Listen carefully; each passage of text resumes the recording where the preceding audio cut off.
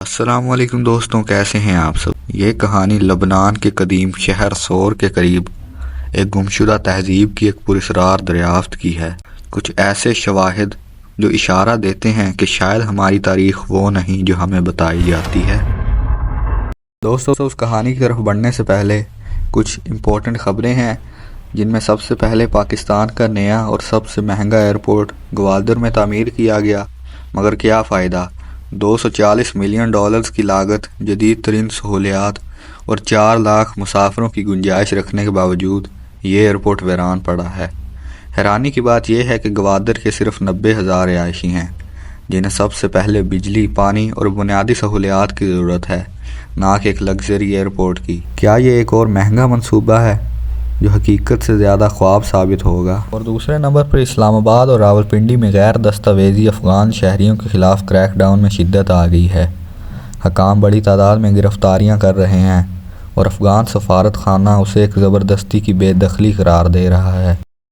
دوسری طرف پاکستان کی وزارت خارجہ کا کہنا ہے کہ یہ سب ان افغان مہاجرین کی واپسی کے عمل کو تیز اور آسان بنانے کے لیے کیا جا رہا ہے، لیکن سوال یہ ہے، کیا واقعی ایسا ہے یا یہ ایک سخت غیر پالیسی کی شروعات ہے؟ تیسرے نمبر پر خیبر پختونخوا کے ضلع باجوڑ میں پولیو ورکرز کو تحفظ دینے والا پولیس اہلکار دہشت گردوں کی گولیوں کا نشانہ بن گیا۔ پولیو مہم ابھی شروع ہی ہوئی تھی کہ یہ المناک واقعہ پیش آیا۔ پاکستان میں انسداد پولیو مہم پہلے ہی مشکلات سے دوچار ہے اور ایسے حملے اس جنگ کو اور مشکل بنا دیتے ہیں۔ سوال یہ ہے کہ وہ کون لوگ ہیں جو بچوں کے صحت مند مستقبل کے خلاف ہیں؟ ایک اور بڑی خبر، جیسے کہ پاکستان اور سعودی عرب کے درمیان تجارتی تعلقات میں بڑی پیش رفت، دو طرفہ تجارت $700 ملین تک پہنچ چکی ہے اور سعودی عرب پاکستان کے IT، توانائی اور زراعت کے شعبوں پر بھرپور سرمایہ کاری کر رہا ہے۔ مزید دلچسپ بات یہ ہے کہ سعودی عرب کی معروف فاسٹ فوڈ چین البیک بھی پاکستان میں اپنے قدم جمانے والی ہے۔ کیا یہ صرف وقتی ترقی ہے یا پاکستان کی معیشت کے لیے ایک نئے دور کا آغاز؟ ایک اور بڑی خبر، جیسا کہ دبئی کے مشہور بزنس مین میرویس عزیزی نے اپنی بیٹی کی یاد میں 3 ارب درہم عطیہ کر کے انسانیت کی ایک اور عظیم مثال قائم کر دی۔ یہ رقم فادرز اینڈ ڈومینٹ مہم کے تحت ایک غیر منافع بخش ہسپتال کی تعمیر کے لیے استعمال کی جائے گی، جہاں مریضوں کو مفت اور سستی طبی سہولیات فراہم کی جائیں گی۔ یہ اقدام نہ صرف مرحومہ کی یاد کو زندہ رکھے گا بلکہ ہزاروں ضرورت مندوں کی زندگیوں میں روشنی کا سبب بھی بنے گا۔ انسانیت اور محبت کی ایسی مثالیں دنیا کو ایک بہتر جگہ بنانے میں مدد دیتی ہیں۔ دوستوں، یہ تھی آج کی امپورٹنٹ خبریں۔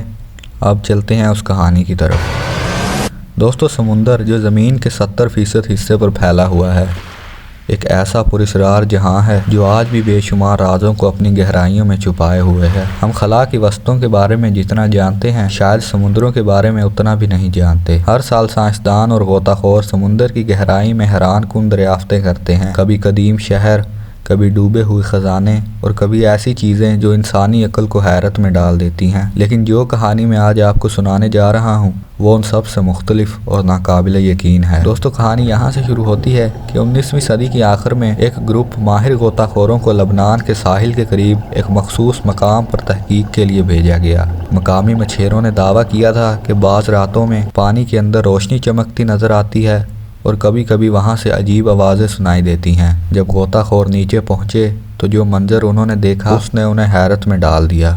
وہاں گہرے پانیوں میں ایک پراسرار مضبوطی سے بنا ڈھانچہ موجود تھا جو صدیوں سے کسی کے ہاتھ نہ لگا تھا۔ جب انہوں نے اس جگہ کی مزید تحقیق کی تو پتہ چلا کہ یہ ایک پرانی تہذیب کا ایک قسم کا ٹائم کیپسول لگ رہا تھا، ایک ایسا مقام جہاں شاید کوئی قدیم قوم اپنی اشیاء اور معلومات کو محفوظ کر کے گئی تھی۔ انہوں نے اندر جانے کی کوشش کی اور جب وہ کامیاب ہوئے تو وہاں انہیں 3 حیران کن چیزیں ملی۔ پہلے نمبر پر مٹی کے بڑے مہر بند برتن، جن میں کسی نامعلوم مائع کو احتیاط سے محفوظ کیا گیا تھا، یعنی کسی نامعلوم لیکوڈ ٹائپ چیز کو۔ دوسرے نمبر پر دھات کی تختیاں، جن پر ایک ایسی زبان میں تحریر تھی جو آج تک کسی کو سمجھ نہیں آئی۔ اور تیسرے نمبر پر چند دھات کے بنے آلات جو کسی قدیم ٹیکنالوجی کا حصہ لگ رہے تھے، لیکن وہ آج کے دور میں بھی غیر معمولی محسوس ہوتے ہیں۔ اب یہاں سے کہانی ایک اور زیادہ پراسرار موڑ لیتی ہے۔ ان غوطہ خوروں نے جب واپس آ کر اپنی ٹیم کو ان اشیاء کے بارے میں بتایا تو مزید تحقیق کے لیے حکومتی ماہرین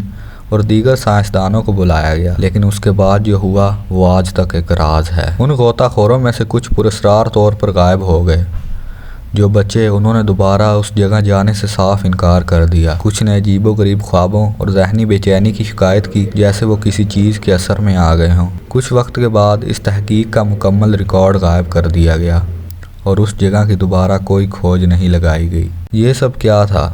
کیا واقعی کوئی قدیم تہذیب ہمیں کوئی پیغام دینے کی کوشش کر رہی تھی؟ کیا یہ کسی کھوئی ہوئی مخلوق یا گمشدہ شہر کی باقیات تھیں؟ یا پھر یہ سب کچھ ایسی چیز سے جڑا تھا جو انسانوں کو جاننا نہیں چاہیے تھا؟ اس معاملے پر کئی نظریات پیش کیے جاتے ہیں، جن میں سے کچھ انتہائی حیران کن ہیں۔ گمشدہ تہذیب کی دریافت۔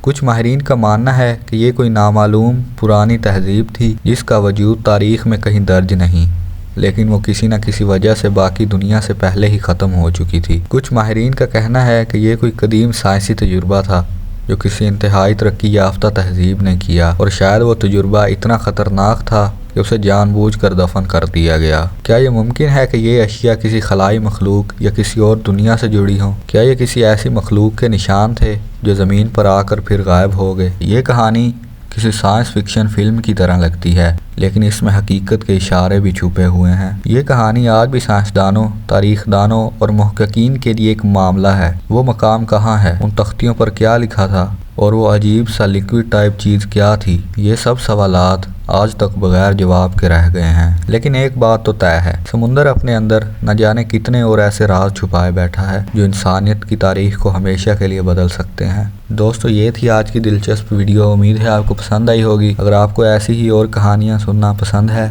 تو ہمارے چینل کو سبسکرائب کریں اور بیل آئیکن دبائیں۔ ملتے ہیں آپ سے کسی اگلی ویڈیو میں، تب تک کے لیے اللہ حافظ۔